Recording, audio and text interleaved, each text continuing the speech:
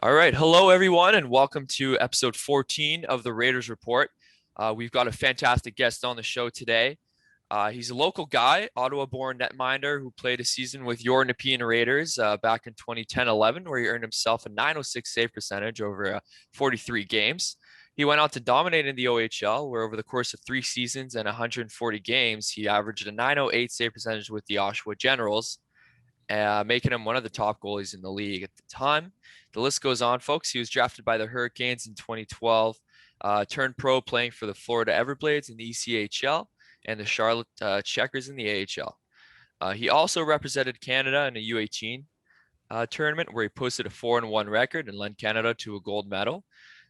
He also has a bachelor's degrees in finance, which makes him a lot smarter than me.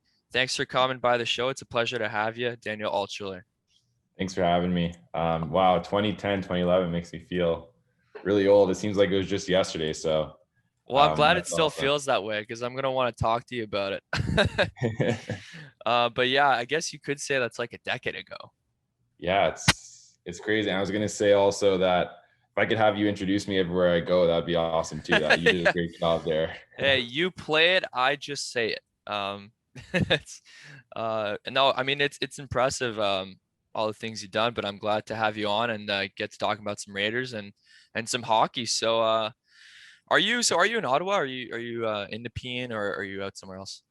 So right now I'm actually in Boston. I go to Boston University for law school. Going into Okay. my last year right now, and actually working over the summer at a law firm. Kind of sports related. Something interesting is last summer and during the school year, I actually worked in the legal department for DraftKings, the sports betting website. Right. Okay, awesome. So yeah, exciting Wow. things in Boston. Yeah.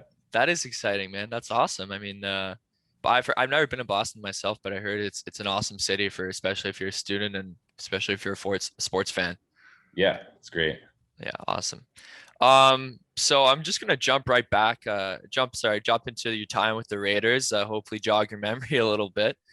Solid season from yourself. It's like a decade ago, but what do you remember about your time, playing with the Raiders? Yeah, so my time with the Raiders, it was kind of my first impression of like adult hockey, not minor league hockey anymore. You're 16 years old, you're playing with 20-year-olds.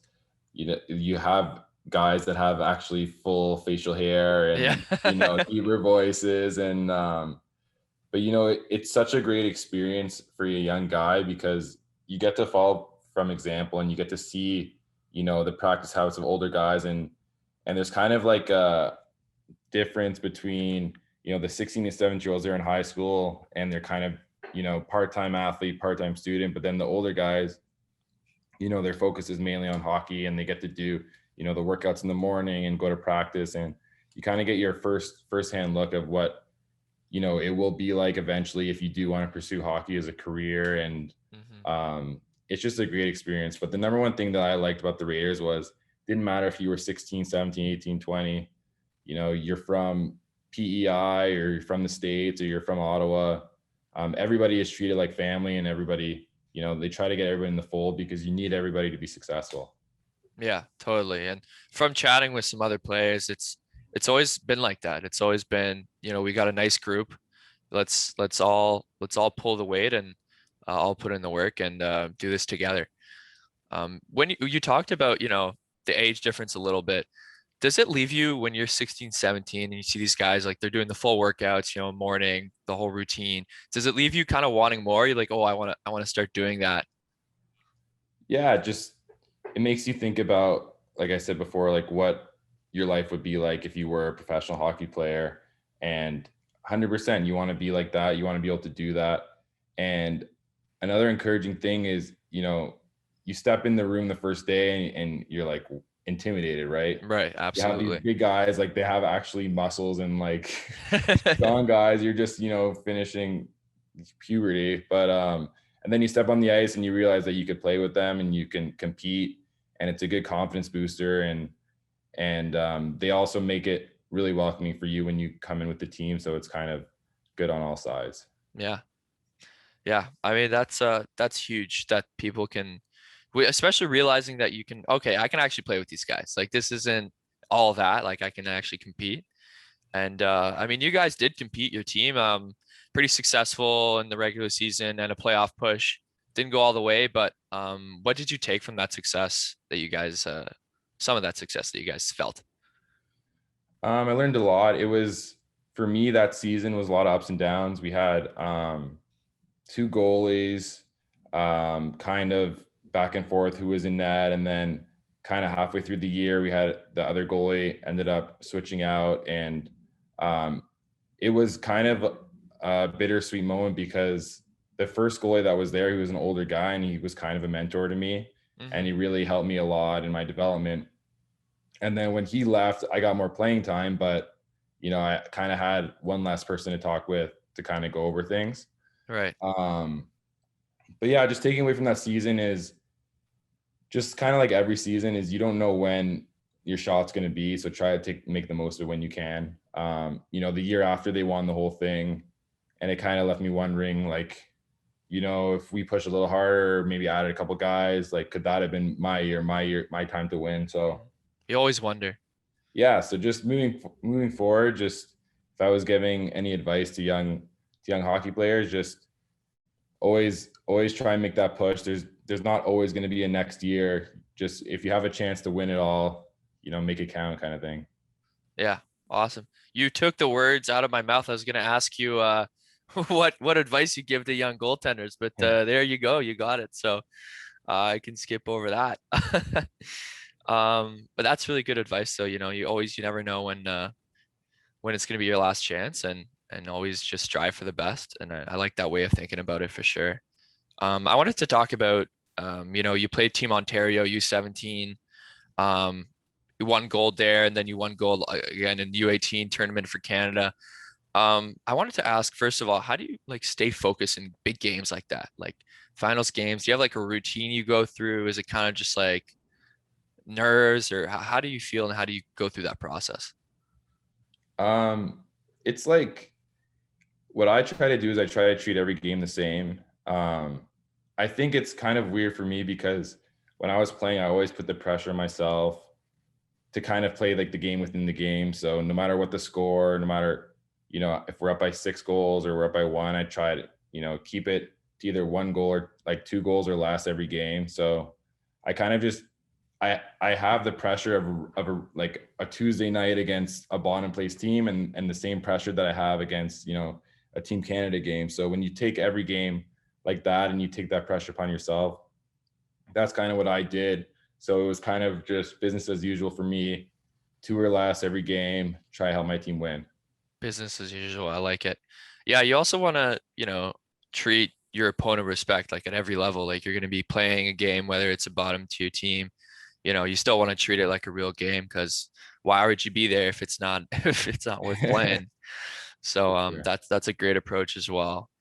Um, from your experience, what do you think makes, and this is maybe a bit of a bigger question, but what do you think makes a group successful? Is it just like talent structure, group, a group coming together, or a combination of those things? What do you think makes a group successful? I think it depends. I think every team has different characteristics. Mhm. If you have a team, I think it also depends what level you're playing at. If you're in, minor hockey, for example, if you have the team with the most skill, you're most likely going to win. That's just the way it is.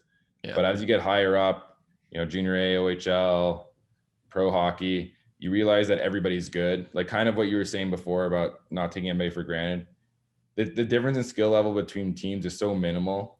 Mm. So it really is just the teamwork that's involved, and just like you said, gelling together as a team is so important because you can't even put it on hard work because everybody works hard. Everybody's putting in 100%. Everybody's going to practice every day. Everybody's working out. Everybody's eating the right things. So you Yeah. can't really differentiate yourself that way. It's more just about having the right guys, the right people in the locker room, the right leadership in place, the right coaching. And it's just kind of just a well-oiled machine that needs to work together to win. Yeah. I like that. That's awesome. A well-oiled machine. That's I don't know why, but that sentence always makes me think of LeBron James. No idea why, but I mean that guy is a well-oiled machine. Yeah. Anyways, let's talk about your time with the Generals. Pretty dominant 3 seasons there. What was your perspective on your time playing there? How do you remember it? Yeah, it was a lot of fun. So many great memories there. And it just speaks to what junior hockey does. Like whether you're playing for the Raiders or the Generals, it's a time of your life when you're kind of getting to know yourself. You're growing up a lot as an individual and you're spending, 80% of your time with the same 22 guys every Right. day in, day out, and you're all fighting for the same goal. So that team mentality, you'd never forget it. And you kind of learn not only to work hard, but how to work together in a team, how to communicate, how to conquer adversity, whether it's, the bus breaking down at 2 in the morning or, hotel reservation mixing up or things like that. So definitely helped me grow up a lot and really appreciate that time. Yeah. Have you ever had a bus breakdown on you? No way. Yeah. So when I was in Florida in the ECHL, Yeah. actually, was it Florida or Charlotte? I think it was Florida. Our bus broke down and we had to wait like 2 hours on the side of the road, and we actually played the next day. So that was Oh interesting. man. Yeah. Oh boy, that's brutal. You didn't. I mean, did you maybe grab some Z's in the in the back of the bus or Yeah. I think we something? won. I think we won too, which was kind of Oh, cool. that's huge. That's huge. Um, what's something you were taught or a lesson you learned, whether that was your time with the Raiders or any other team, that was very impactful to your growth? Hmm. Um, I think one lesson is to always be prepared. And a big difference for me, like later in my career versus the beginning of my career, is I kind of interpreted being prepared differently. Hmm. At the beginning of my career, I thought being prepared meant, everything had to be perfect, exactly 100% the same, like kind of like that slap shot goalie who, turns the faucet off twice and whatever the case may be, like everything Right. has to be perfect. But then as I kind of went later in my career, my first 2 years at Oshawa, like kind of moving into my third year, I realized that being prepared meant more be prepared for anything, kind of take things as they go. Don't freak out if things aren't perfect because things aren't going to be perfect. If it was perfect, they wouldn't even have to play the game. You know the score before it Yeah. happens. So kind of in that case, control what you can control to a point, but if things don't go the way that you expect them to go, just make sure it doesn't phase you and continue going forward. Hmm. Yeah. Speaking with, I've had, the opportunity to talk to a few goaltenders, come on the show, and they talk a lot about the mental aspect of the game, especially for the goaltending role. It's something that's, a huge part of the game that isn't, you don't see it on the ice, but it's there and it's a huge part of it. Do you feel the same way? Is the mental game something that kind of is tough for you, or maybe not tough, but definitely a challenge and a part of the game? Yeah, I think it is challenging, but the most challenging mental part for me was actually like before the game even started. Once I'm in the game, Oh playing my yeah. game in the zone, I don't really think about much. I just play. Yeah. And I feel like that's when I play my best games. But, before the game, worrying about, certain guys in their team, their tendencies, stuff like that. Those are the things or the repercussions of what happens, if I let in a couple soft goals, whatever the case may be. Hmm. That was kind of the worst for me. But the mental part during the game, it was easy for me to stay focused because I just do my job, stop the puck. When you've done 100,000 T pushes, 100,000 shuffles, 100,000 butterflies, Yeah. everything just goes for me. So, but that goes back to the preparation aspect of it. Yeah. Totally. Awesome. Let's talk about getting drafted. What was that? I think it was in Pittsburgh, was it? You got Yeah, drafted. What was that experience like for you? it was kind of surreal to be honest. You know, Yeah. I didn't grow up in Toronto where you throw a stone and you hit three NHL players.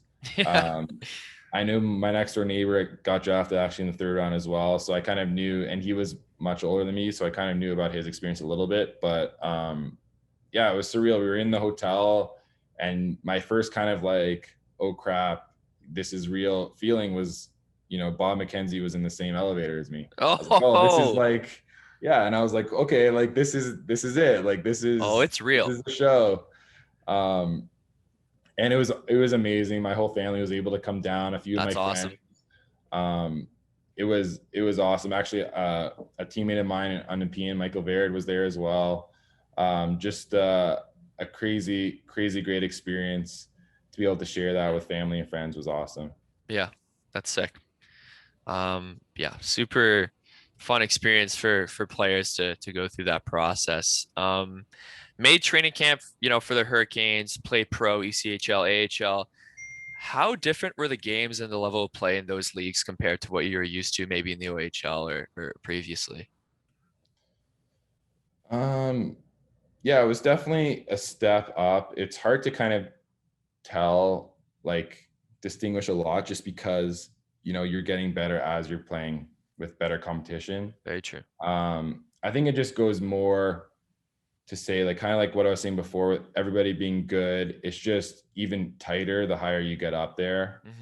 Hmm. Um, you can play an OHL game, for example, where you have Connor McDavid on the first line, and then you have a fourth line player who is obviously many steps below. Right. Versus when you go pro in the American League, you wouldn't have somebody. You'd have somebody maybe at Connor McDavid level in the OHL, but you wouldn't have somebody that was like that much of an elite talent. You'd Right. have very, very, very great players. Some second liners that are now playing the NHL, things like that. Right. And then Maybe the some young lowest, guys. yeah, and then the lowest that you could go is like right behind. Like if you Hmm. have a fourth liner and a first liner in the American League, they're pretty close. There's some skill differences, obviously, but you know, Yeah. there's some fourth liners in the NHL that scored 50 goals in the Yeah. OHL, sort of thing, right? So Hmm. just the skill level is very close. Yeah, absolutely. What would you say was your biggest challenge as a goaltender? For me, it was consistency for sure. Um, I kind of, when I got called up originally from Florida, so in Florida, my second year, I started off really hot. I won, I think, goalie of the month or player of the month, something like that. I got called up to Charlotte, and then I ended up winning something like 9 out of my first 10 games, 1 point something, goals against that, like just on fire.